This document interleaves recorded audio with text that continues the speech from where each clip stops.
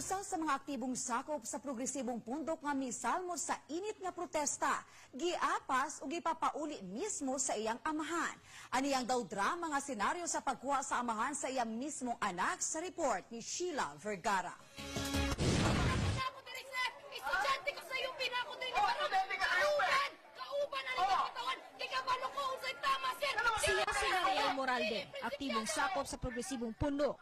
Sa unang adlaw pa lang sa rally at tubangan sa DSWD, usa siya sa mga nangusog pakigbisog nga mahatag ang ipangayong relief goods sa mga nagpailang Pablo victim.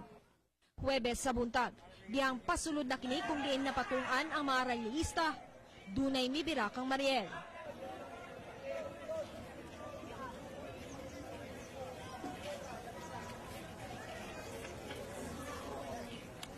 Ayaw! Kumahan ko! Na. Palihog lang ba? Mama, paluga? Misulay pa pagpugong ang iyang makauban, apan nasayran, nga iya kining amahan. Nagtuusan, nag-eskwila ka. Eskwila man ito. Giapa si Mariel siyang amahan tungod nabalaka na ang ginikanan ni Mariel sa pag-apil-apil sa iyang anak sa rally. Dili mao ni pagkabang sa tao, dili ni mao. Papakabayani ka ni. Nihangyo ang amahan sa anak nga mupapauli. Apan, nagmagahi si Mariel tungod buot kuno niyang mutabang sa katawhan. Apan ang amahan misupak sa gituhuan niyang sayop nga baruganan sa anak. Paminaw sa pa, paminaw pa, pagmata pa. Nagmataman ko ba? Umulat ko! Ayaw pa. Kung sa kapay mo sila lahat ang sistema, manuwi ka! Kung pa sila kalibig pa! Wala akong i-brainwash! Ako ani! Ako ani! Palihog lang. Parang nagdini!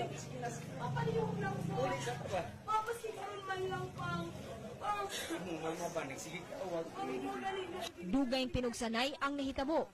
Ug doon na nausay laing misulay pagbira kang Mariel gikan sa iyang amahan. Koy, koy. Iya. Saman.